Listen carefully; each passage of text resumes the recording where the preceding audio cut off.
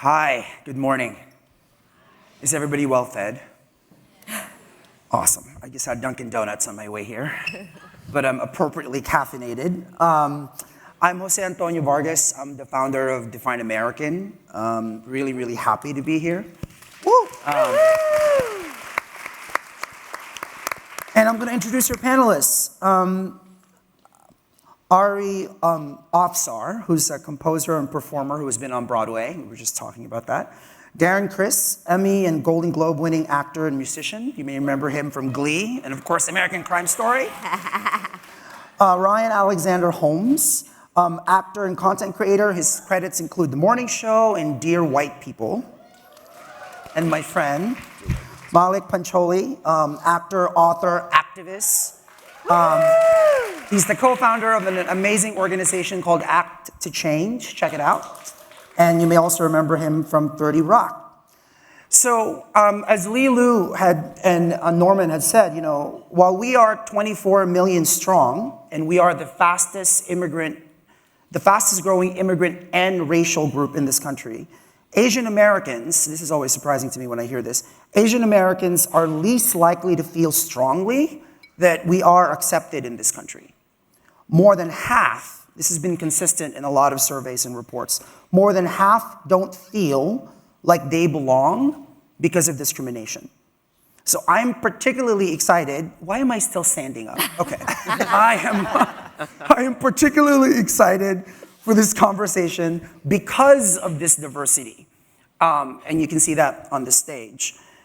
And as actors and social media stars, in many ways, these are the performers, these are the actors, these are the storytellers that we see in all across mediums.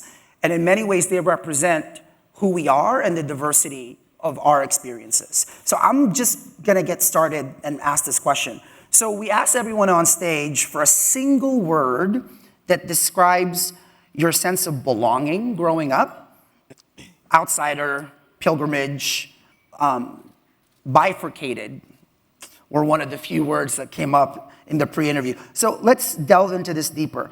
What advice would you give your younger self about belonging? And I actually want to start with you. Oh, Lord! Oh my gosh. That's me! This sounds a little, woo-woo, but in therapy, I actually have conversations with my younger self a lot. And one of the things that I tell my younger self and continue to tell myself today is that I am enough.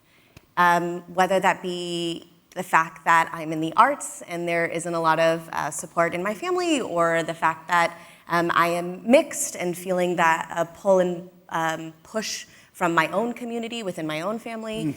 I consistently have grown up not feeling enough, and I have to remind myself, my younger self, that I am enough in order for my older self to believe it.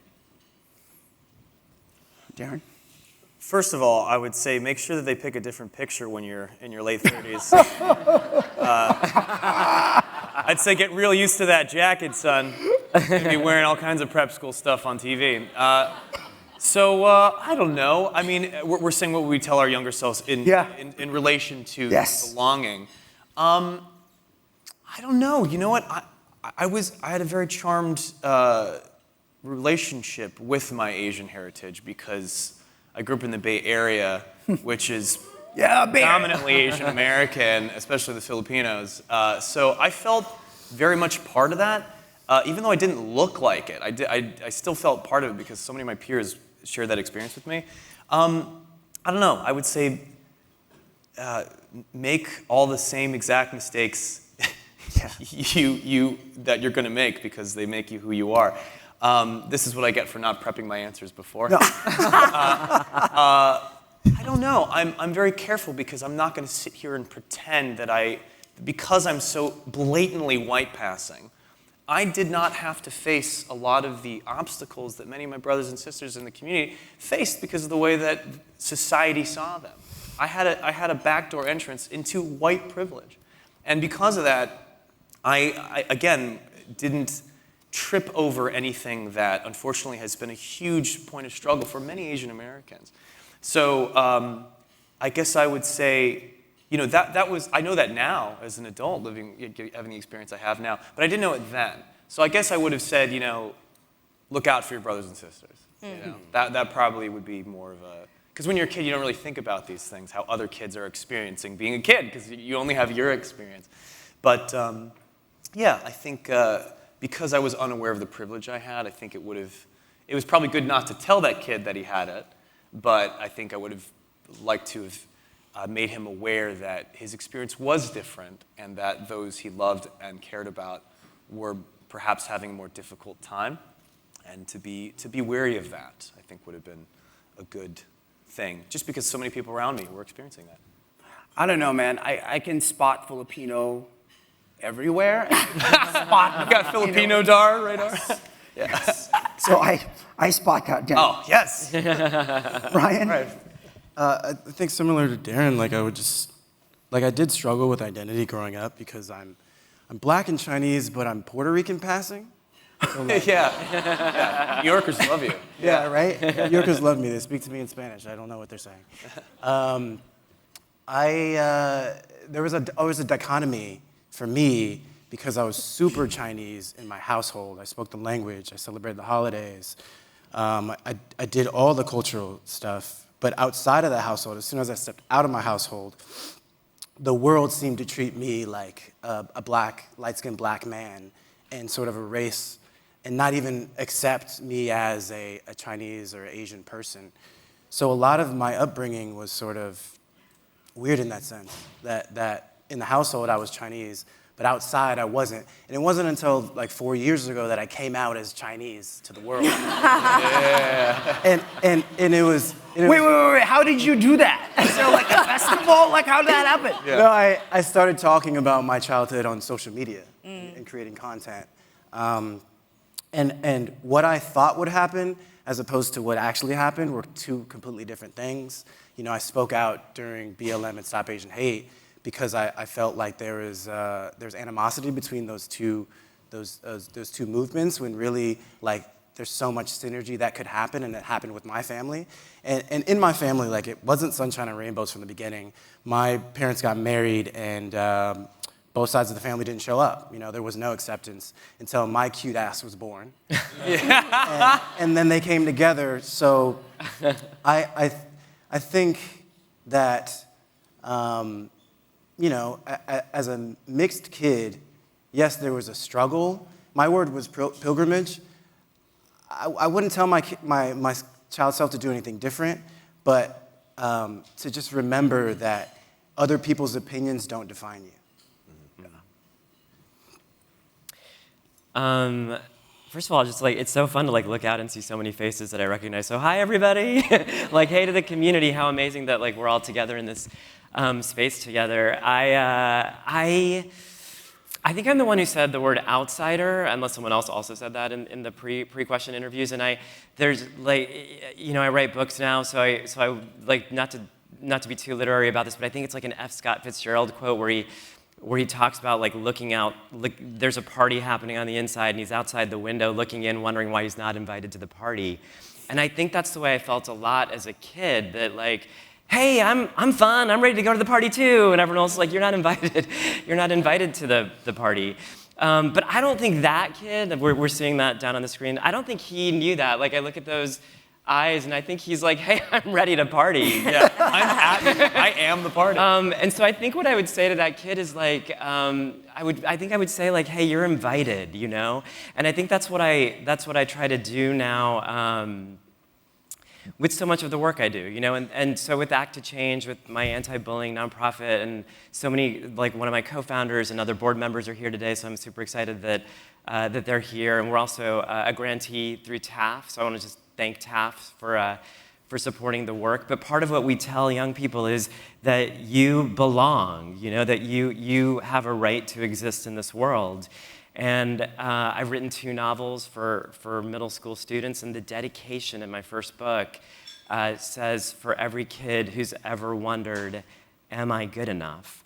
And I think that's what I would say, like, hey, you're good enough. Yeah, that jacket's a little too big, but you can come to the party. You're invited to the party in that jacket. So that's what I would say to my younger self. Let me, As a follow-up, I have two separate follow-ups. One is, look, like, what's exciting to me about this moment is, as someone who's Filipino, I always felt like Asian American didn't include Filipinos until they kept adding, Native Hawaiian, Pacific Islander. Sometimes I still feel as if brown Asians, right, are not as included in spaces. Ari, can you talk about that? Like, how has that felt like in terms of belonging? How would you describe how this community, this most diverse community, right, how we think about that, and what else could we be doing better to make sure that brown Asians are included in the Asian American, Native Hawaiian, Pacific Islander conversation? I mean, I don't think I felt as a Bangladeshi involved until it became AAPI. Yeah. Right? And I think Asian American in the United States is a lot of the time stereotypically focused on East Asian. Yes. And so being South Asian, and also even within the South Asian, right? Like Indian versus Bangladeshi versus Nepali, like there's so many things. And then there's also hierarchy, yes. Right? And so as a Bangladeshi, we're like, we gotta get out there. And so I think it wasn't until there was an expansion of AAPI, then I was invited in the conversation, and I was able to feel a part of a community that we're actually stronger together, right? And I felt like a woman of color, and that otherness, as we were talking about so often, but that specification of like feeling proud of my Asian American, my Bangladeshi identity, a part of a bigger community, didn't happen until like the last 5 years, if I'm gonna be quite honest. I absolutely agree with that. I think growing up, if you told that kid that my Indian, Bangladeshi, Pakistani, all my friends from South, even the term South Asia. Yeah. I'm going to be honest, like that's something I probably adopted, even though geographically that's of course the area of the world that we refer to. But as a kid, if you had told me that I would be in the sort of continental same category as those boys and girls, I'd be like, we would all probably think, no, we're different. They're from there, we're from here. Not to say that there's any discrimination, but we would have categorized ourselves differently. And just because, hey, I love being part of the club, the more the merrier. I go, great, are we all part of continental Asia? Yes, we are, because that is how the continent works. So I think it's very cool, but only recently in my life, the AAPI, where everyone's sort of included in it. I think, somebody's correct me if I'm wrong, but I think as far as continentally speaking, that has to be the most diverse by far spectrum of diaspora and genetics, and where everything is moved around. Like, we all look very differently in a way that I think is like awesome. It's an amazing thing to be a part of. So, but that is something of a recent paradigm shift, I think, and I don't know who we credit to, but I'm all about it, you know? Well, I think there are a lot of historians and professors and academics here. Yeah, so I can clear that up for me. Give you Ron Takaki, I can give all these, right? So I think it's been happening for decades in academia, but I think in the mainstream, and this is again, this conversation, it's relatively new. I'm curious what. Yeah, I mean, I will say that I think that it's an important piece of the conversation, and I served on President Obama's Advisory Commission on Asian Americans and Pacific Islanders. Hi, Bill Amata, I see you in the front row with former fellow commissioners. Bill!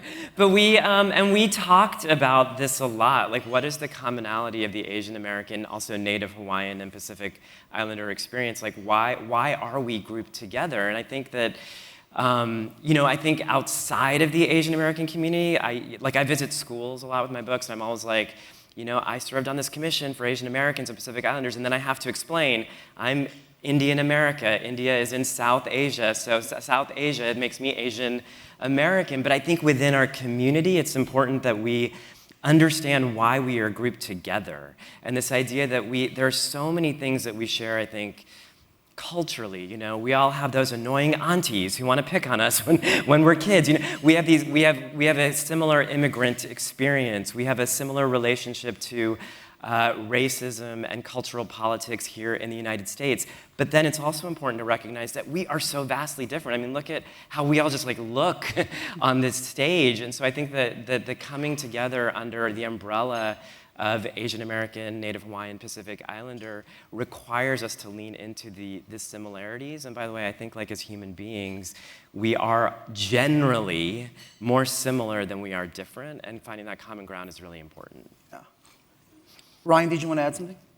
We were talking about brown Asian? Yes. I'm a black Asian. You're talking about the differences and The similarities. category, for you specifically, I Yeah. mean, this, for you and Darren, 1 out of 10 Americans is multiracial, 1 out of 10. Yeah. And I think you're seeing within the Asian American community a lot of that. And I'm curious, like, from human evolution, mixed race, half, like, how has that evolved for you, language-wise? I think the beige takeover is upon us. Yeah. It's upon us. Statistical yeah. future of like just not even just pure numbers Yeah. of 1,000 years from now. It's going to be pretty much a lot of us. Sorry. But I think you have probably much more of a sort of well, this is maybe in comparison to me, sort of for other people to understand the cut and dryness of black Chinese. Yeah. I'm kind of distilled after a lot, because we talk about diasporas and how different countries have, been occupied by a lot of different people. The Philippines has seen a lot of different people come through. Yes. I look the way I do because while my family is nationalistically and ethnically Filipino, make no mistake, we're talking about Spanish blood coming through. Where a lot of things that have been mixed around, and if I'm being honest, I think genetically I'm probably closer to Chinese Spanish than I am, perhaps indigenous Filipino. In the same way that all parts of the world have there are perhaps blonde-haired, blue-eyed Mexicans in the way that there are Mesoamerican Mexicans, but they're both distinctly Mexican. So while I'm Filipino-American, I'm already the result of many, many, many, many years and generations of mixed blood that come here. And now I have an Irish father, so it's sort of, I'm already, I'm like a couple, copy paste after you, I think, that's a good point. Yeah, it is kind of cut and dry. If my mom did a 23andMe, it would probably be 100% Chinese. Yeah. And I remember living there for a year when I was in college studying abroad. And I don't know, in my mind, I had this delusional idea that like there would be a red carpet and prodigal son hath returned to homeland. But like no one viewed me as Chinese at all, and I was like, duh. Right. And so that cut and dry nature, but I loved living in China because these people didn't have as many preconceived notions about black people that I experienced growing up. I had my fellow peers would tell me I didn't act black enough, and they weren't black, and I'm like, how you gonna tell me that?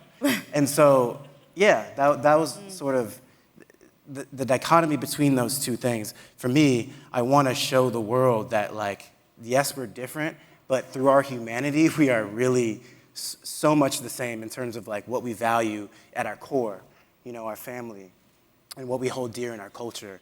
That can bring any sort of mixture together, I feel like. So this question is for everybody. So Asian Americans and Pacific Islanders have called this country our home since 1587. That's when Filipino sailors, the Manila men, arrived in Morro Bay. If you have not been to Morro Bay, I would suggest seeing it. There's a plaque. The last time I was there, it was next to a bathroom. Ooh. It was really interesting. And then you compare that to like Plymouth Rock. Right, and the experience. So just check it out. And we have been here a long time and have fought for this country all the way from the War of 1812. We belong here. But again, studies have shown that oftentimes we feel like we don't. So this is a follow-up to all of you. What does belonging look like to you? And what do you think it would take to build it? I'm gonna go to you first because wow. your work is already doing that. But I'm just, Yeah. Well, way to put me on the spot now. I feel like I have to have the perfect answer to that. I think that belonging. It's hard to know exactly what it feels like because I don't know that I've ever fully felt it. I will say that I feel it in spaces like this. I feel it. So I guess perhaps that's like a good starting point. I think it's something around the idea of feeling like your experience feels valid and matters and shared in a way, that you don't have to sort of explain yourself or feel like in order to belong you have to prove anything, apart from just sort of existing. I think it's something around community. It's something around feeling like this is my community. And so I think that, the idea that like I'm not Indian, I'm Indian American, or I mean I am Indian, but that I'm Indian American, I'm Asian American, that it's something about merging into like the idea that we are all American. And I think that's something that as a community, the reason these spaces exist is because we're still pushing to get that belonging, to be seen as fully American. And so, sorry to get dark here, but I'm gonna do it. No, please. But I think what, TAAF, I heard them talking about the origins of TAAF starting during a time where there's a rise in anti-Asian violence. And certainly the work we did at Act to Change became incredibly important when young people were being attacked on streets for just being Asian American.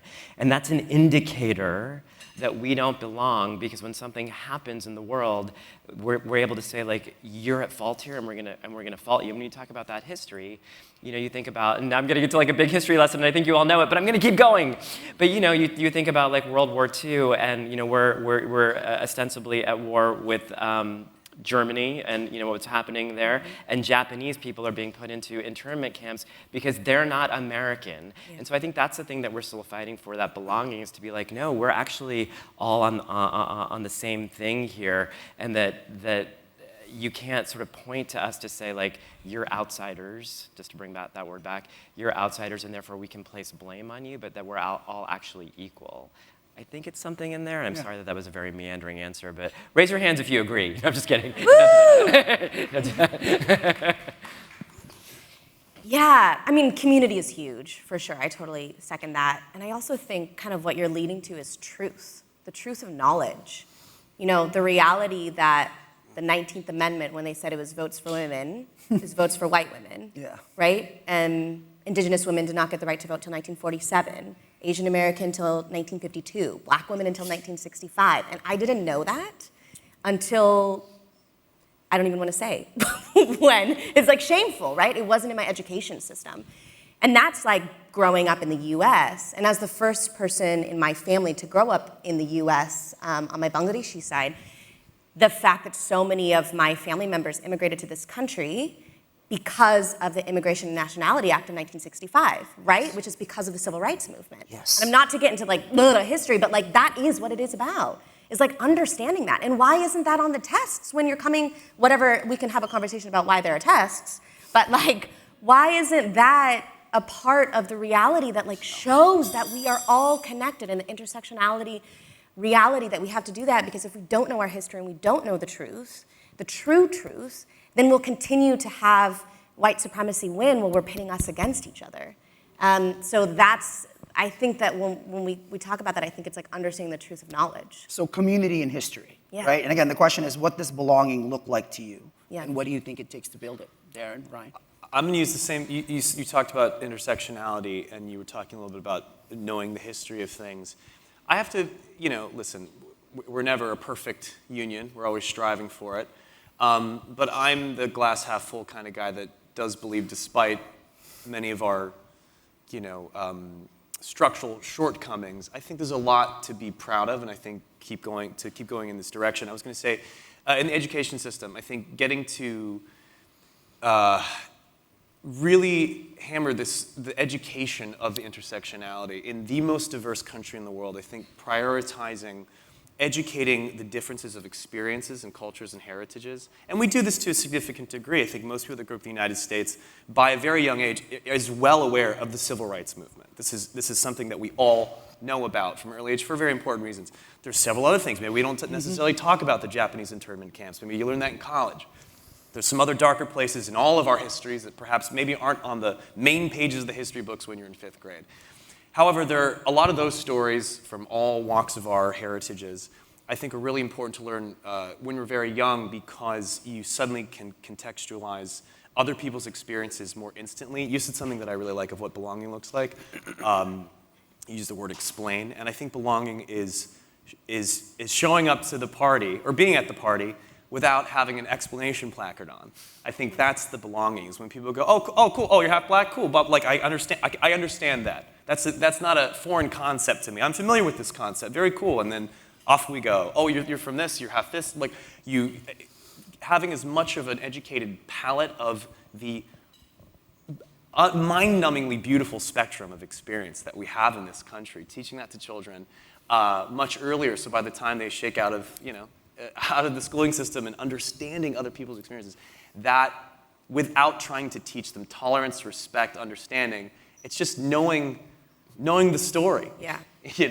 Helps people understand each other in a much more organic way, I think. My first racist experiences that I had were from my own community, from the Asian community. And so for a very long time, as a Black and Asian kid, I allowed those isolated incidents to sort of speak for my entire community.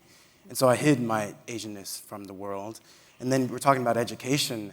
I grew up in an Asian community, but the school district was not ran by people that looked like us. And so we didn't learn our own history. So we didn't even know, all of us didn't know what Asian American looked like. And then later in life, when I healed a little bit and I reunited with some of my Asian friends that I grew up with, and I was like, I was trying so hard to be Asian. He was like, I was trying so hard to be American. And so if you can actually think about that, right? There's two kids, right? There's an Asian kid and there's a Black and Asian kid, and they have such similar experiences, yet they don't know they're having them. They both are having identity crises, and they both want to belong, but they're manifesting it in different ways, but they're also manifesting in ways that keep them separate too. So I think education is really important. I think representation is really important. I like to say that it's not that I don't look Asian, it's that you've never seen an Asian like me before. I think that applies to you too. Yes, absolutely. I'm stealing that and taking credit. Because if I'm Asian, I look Asian. Yeah. And it's so common sense. Can you say that again? I'm Asian. Can you say that last point you just made? Which part? If you look Asian, you look Asian. If you look Asian, if you are Asian, you look Asian. Yes. It's common sense. Yeah. And so I also like to say I'm 100% Asian, 100% Black. Yes. Because absolutely. If you grow up in America, maybe anywhere in the world, people will decide who you are for you if you don't decide who you are for yourself. Yes. You know what I mean? So when it comes to belonging, yes, we need to sort of change how people see that, but we also need to change how we see ourselves. Yeah. And then sort of project that into the world when we go into space. You're reminding me, though, I remember having a conversation with Joe Coy, the amazing comedian Joe Coy once, and I remember saying, Joe, racism is so messed up in this country, we can't even do math properly. 1 + 1 = 2. You're not half of anything. Yeah. Right? Yeah, you're whole. And I remember saying that, looking him in the eye and going, oh, yes, right? I think belonging is community, education, history. And I think what you're saying is embracing identity. Yeah. So you each have an intersectional lens, so I'm looking forward to talking about this a little bit more. So as Asian Americans, we are often defined by others, right? And as actors, you are constantly being defined. So when you think about your Asian American identity now, how do you describe it? How do you even define it? And Darren, I'm gonna go to you first because you've said that it felt like you came out as Filipino. Yeah, it's the same line. When you thanked your mom in your I remember watching that Golden Globes acceptance speech back in 2019. Yeah. The first Asian to ever win a Golden Globe, by the way. That can't be true. Apparently it is. I fact checked that myself. Fact check that. I can't. How did that moment bring you closer? Okay, so this is a tricky topic because we were talking about who used the word bifurcated. That was very interesting word. That's a very good word. We were talking about a lot about identity, right? Mm-hmm. And something that I kind of came to, especially when we were talking about BLM and Asian hate, there was a lot of talk about halfness and a lot of biracial, multiracial people amongst my friends. And something that I came to the conclusion of is that heritage and culture with one person is split into two things. You have identity and you have experience. And those two things aren't the same. One, you get to choose your identity. The experience you do not. My identity has always been my entire life Asian American. It's been Filipino, it's been white, but it's both, 100% both, right? My experience, because of the way I look, was of neither. It was this Caucasian-looking kid, and it was not again, as I said earlier, the experience of whatever Asian Americanness was. I say this because it wasn't until I did a show on TV with a public audience that my Asianness came up. If I wasn't an actor, if people weren't asking me personal questions, I wonder if it would have ever been something I thought about. I was asked, I was 30 years old, 30 years of my life. I had an interview by a young Asian American journalist, and he said, "Do you consider yourself Asian American?" This is the first time in my entire life I had thought about this question, on the spot. And I'm thinking immediately of all of my Asian friends growing up going, well, you can't say yes because you're insulting their struggle. I'm not going to sit here and pretend that I had their struggle. So I'm going through my mind of like my friends reading this interview being like, bitch, you ain't Asian American, what are you talking about? You white as hell. And so I'll be like, okay, well, I don't want to insult those guys. And so I said, very confused, again, 30 years of my life, never thought about it once. Because nobody outside of my experience asked it. And so I went, well, if I've never thought about it, then surely the answer must be no. I got a lot of flack for this, understandably from people in my community being like, how could you turn your back on your community like that? And I had explained to them the sort of sensitive nature of like where I was coming from, and I realized I was answering to, did you have an Asian American experience? No. Yeah. Do you identify as Asian American? Yes, of course, 100%. Yeah. But those two things, again, I get to choose and celebrate the thing. Like I have more autonomy over authority over my identity. Where I don't get to choose, none of us get to choose how we experience our heritage. So back to the question of when I got to talk about this, the Golden Globes are an institution, for better or for worse, that is around the diverse profile of journalists from all over the world. So there's a degree of culture and diversity that's celebrated by the very nature of those awards. So for me, it was a very good time to talk about. I didn't want to embrace it as the moment to like come out. But it is interesting that that was one of the first times in my life, despite me being Asian American my whole damn life, that people were like, oh, that's interesting. So it puts me in an odd position because I'm pleased that I get to talk about it and be invited to things like this, but don't know if I ever would have if I hadn't been in a position of public profile. It's interesting. I don't know what the answer is. I would have talked about it, but I don't know if I'd be invited at the table. I don't know.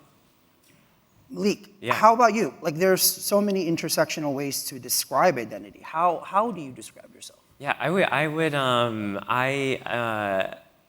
there's so many parts of who I am as a human being. So when I think about intersectionality in particular, like I think about the many things that I do, the many things relationships I have, but also sort of my own identities, which include being South Asian American, Indian American, which include being gay, LGBTQ+, part of that community.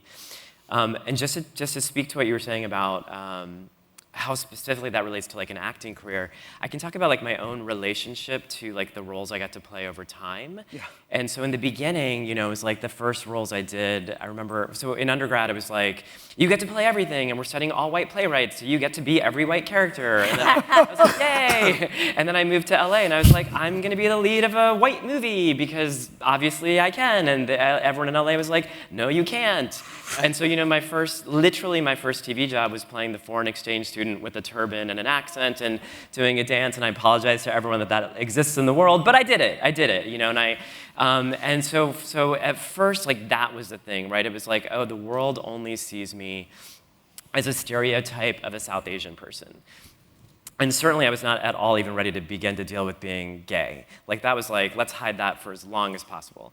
Then I remember, you know, like many years later getting cast on 30 Rock, and the character's name is Jonathan, and it was such a point of pride for me, and this is like a learning moment for me that I was like, they didn't even want this character to be Indian, and I got it, you know, like that was the point of pride, you know, like let's erase my identity completely.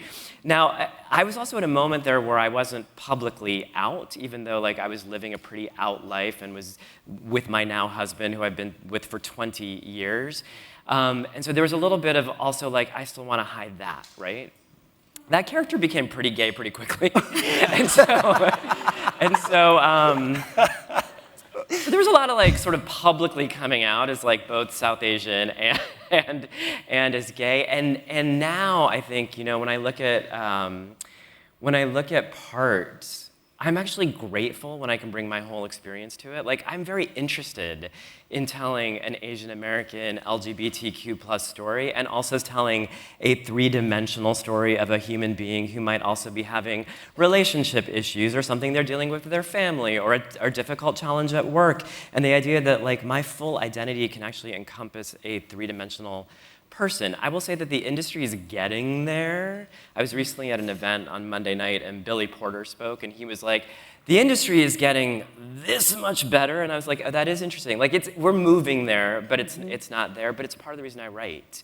It's because if someone else is not going to tell that story, You're creating your own. Yeah, like, let's create our own stories. And I think about, like, summits like these, or you know, that part of what we're doing is we're shifting that story. Like, the importance of having these panels and hearing people's perspectives and being in spaces where we can share people's perspectives is we get to move that story forward. So I think of myself now as a storyteller as opposed to, like, a pawn.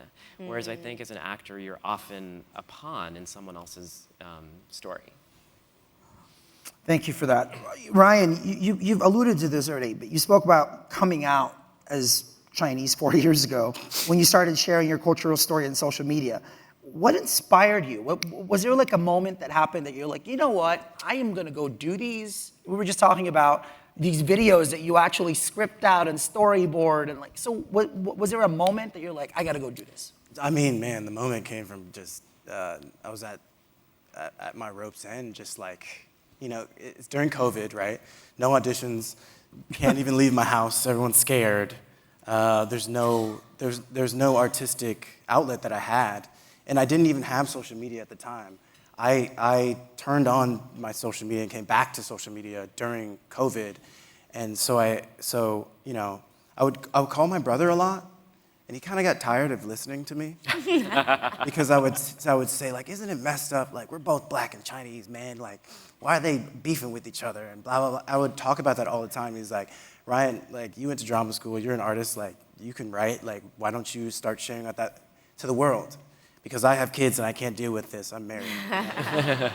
and so I started doing that. And the first post that I did was on Subtle Asian Traits, the Facebook group.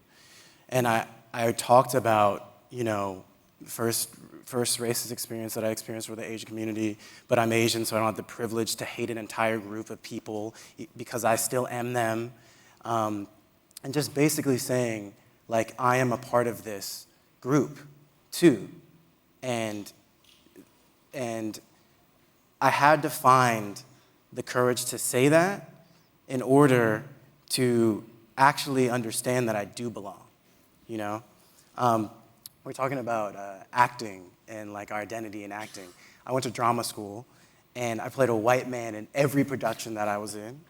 And, like, I think when I started making content, I realized, like, you gotta create your own opportunities because no one's writing a Malaysian story. There's not enough of us. There's not enough of a hold that we have in Hollywood in order to do that, so I have to do it. And I'm proud to do it, and I'm proud to rally all the other Malaysians together and make something happen.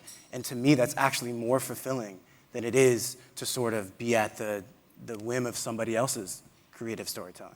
Yeah. And so what you're basically saying is we need more Blasians to come out. Is that what you're saying? Absolutely. Yes. Can I just add something to what Ryan just said about having to play white, not having to, but, or whatever, however you perceive it, playing white people. I also went to an undergrad where there were so few people of color that I played a black person in a play as well because they were like, we want to do a play with a black character and we don't have enough black actors. So it's diversity in general, I would say, has been problematic. And by the way, I hope what you're hearing here is, and maybe I'm biased here, why writers are so important. Yeah. It's literally foundation, right? It's like plumbing. It's how you create plumbing for these characters. We need writers exposing and writing these stories that are so specific they're universal, right? But we don't have them, we don't have writers. Right? Now to you, this idea of belonging, and I'm just curious about your own journey. You talked about it wasn't until 5 years ago, right, that claiming being Asian American, being South Asian. What has that been journey like for you in terms of that journey of belonging? Yeah. I mean, I think this is, I kind of briefly touched on it, I always identified as a woman of color because I was always othered. And I talk about, the most racist, just like on its face, is through acting. Because my career is also either playing white people or that are cast as women of people of color, or actually Latina is majority of my resume. And then there were South Asian characters, and then I started to be able to play actually my own identity. And so I think like that has always been my definition, but beyond like claiming of Asian American, it wasn't until I got really connected to my own community and my own specificity of being Bangladeshi. And like I said, I'm the first of my family to be born in the US. All of my cousins, all of my family, and my dad is from Bangladesh and my mom is German. And so having the connection with my own family, going back to Bangladesh many times as an adult, not as a kid, having that relationship and realizing that it is a bifurcated experience for me and owning that in a really beautiful way and not feeling shame. The reality is not owning it for me was so much shame that I carried as a child, as I carried as not feeling enough, and especially within my own family, it was either white or Bangladeshi from Bangladesh. And so being able to have my own relationship to the homeland was really important to me. Yeah, and I think, again, but that's a journey that people, I mean, I have nieces and nephews who are like, hey, is it too late for me to come back to the Philippines? No, it's never too late. You go when you're ready. Exactly. Right. We're going to wrap it up here, actually, and go out on a high note. So this is for everybody. I'd like to ask all of you, what moments make you most proud and excited to be Asian American right now? I will say moments like this, because I think just to tie the last thing that we were talking about to that question, the irony of all this as performers is, while we're very proud of our heritages and talking about what our unique experience can offer to the general public and in the art world or whatever that is you're contributing to, I think the irony is, I think all of us would like to be able to do anything. It's not just a gay South Asian experience, a black Chinese experience, a Bangladeshi mixed German European experience. We would like to kind of play anything. So there's this kind of weird thing where you're like, okay, I want to be able to do any of it because I don't want to be just seen as this one thing, but of course I do want to be able to be seen for what I am and have that be additive. So what's great is, I think as performers or as artists, the ideal situation is that you're the best person for the job, regardless of your background, and you can knock it out of the park. But if it's a prosperous or successful enough product that gives you a platform, then you can talk about who you use the Trojan horse of the art for people to say, come in and you say, while I'm here, have you know that I'm Filipino-Irish, and I'm very proud of this, and I want to use that platform to talk about stuff. So, like I said, moments like this where we can have these forums, these summits where we can talk, we're here because of the art that we do, not just because of my Asianness. Like I said, if I didn't make the art that I did, I don't know if I would be here, right? But because I do, now I'm here, and we get to talk about it and bring light to it and have people that may not see themselves in certain ways, maybe see themselves in me. That is when I get the most excited about my heritage, when I realize that there are other people that are willing to hear about it because of the work and the passion that I put into my art. That is where I get the most proud. Love that. Are you pointing at me? Yes. Ryan? No, I agree, like, with Darren, because, I want to tell Blasian stories, but I also want to be a pilot in Top Gun. Sure. Sure. And those are kind of both equally, maybe the Blasian's a little higher. But something that I love about what's happening now is that the community is so proud of itself. And they're not afraid to talk about their culture. Another thing, too, is like, I grew up very Chinese, and when I was growing up, it's like, we're Chinese. We don't really talk to the Japanese people, and we don't really talk to the Filipino people, and we're just Chinese, all right?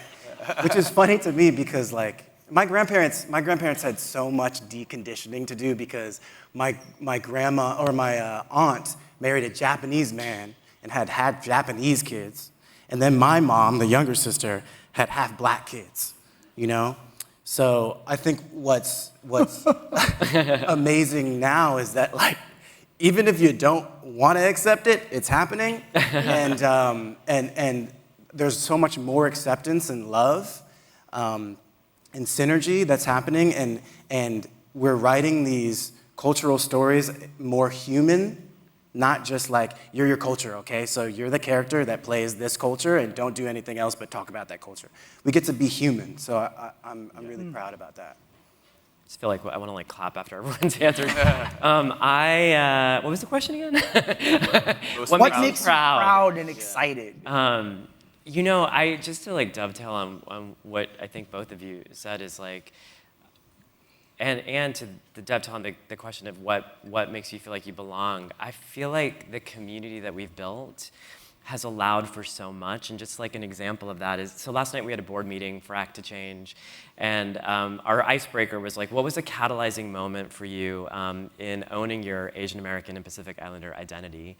And I said that like when I got appointed to this commission at the White House, I suddenly became aware of like the full diaspora of our experience, how unique we all are, the needs, you know, how different communities have very unique needs compared to other communities.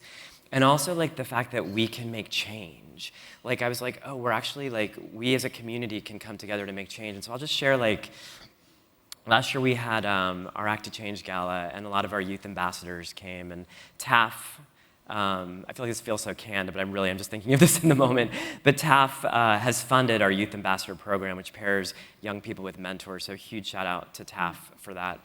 And one of our youth ambassadors, Ryan, was honored at our gala last year. One of our youth ambassadors is an Asian American woman, girl, high schooler, whose dad is white. She's adopted. They live in rural Maine. And the dad pulled me aside at the thing and said, you know, when she went through the Youth Ambassador program, it was the first time she was with other kids who looked like her, because her school is like all white. And that when she went into school after going through our program, she held herself just a little bit differently. And that excites me about what we can do as a community, that we can actually create the very belonging that we're talking about. Yeah, I mean, second to what everyone is saying, and I think it's also, what excites me is making our ancestors proud. I think there's this quote in How to Dance in Ohio, which is a Broadway show that was amazing. An amazing show that deserved to be nominated for Tonys. It did. Yeah. And one of the quotes is actually by a Latine family, and the dad is a doctor, and he says to his daughter, who is a dancer, and he said, my abuela came here so I could be a doctor, and I'm a doctor so you can be an artist. And that really stuck with me, because that's a really big point of contention in my family.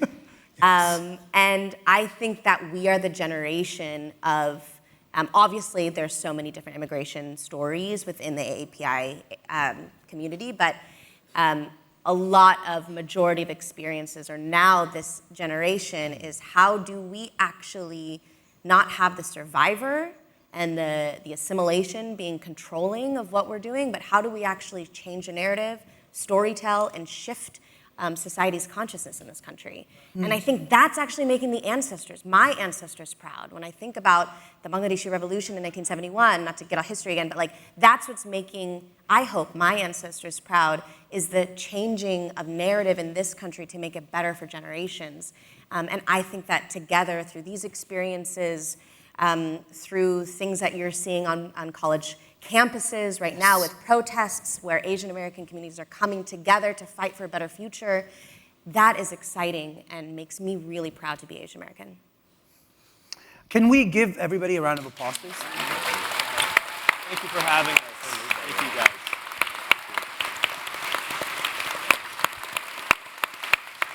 guys.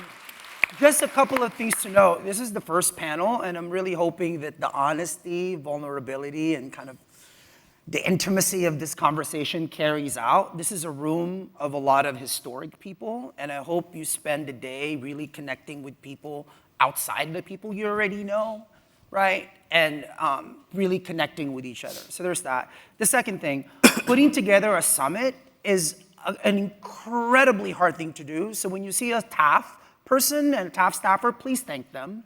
It's literally a summit. You have to Summit, right? Not a conference, a summit. to get to the top.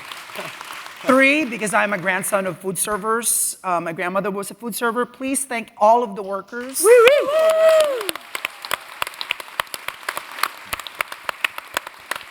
And the last thing I'll say before I introduce the next panel, I was coming from my apartment last night in Yorkville, which was historic German, Austrian, Czechoslovakian immigrant community. Now it's like everybody, right? And I saw, E pluribus unum and the subway, 86 stop, out of many one. And that's what it means, right? And out of many one. When I think about our community, 24, as Norman Chen said, 24 million people. Asian American is a historic thing that all of us get to create. Sometimes I think I have to remind everybody that Asian people, we are the world's majority.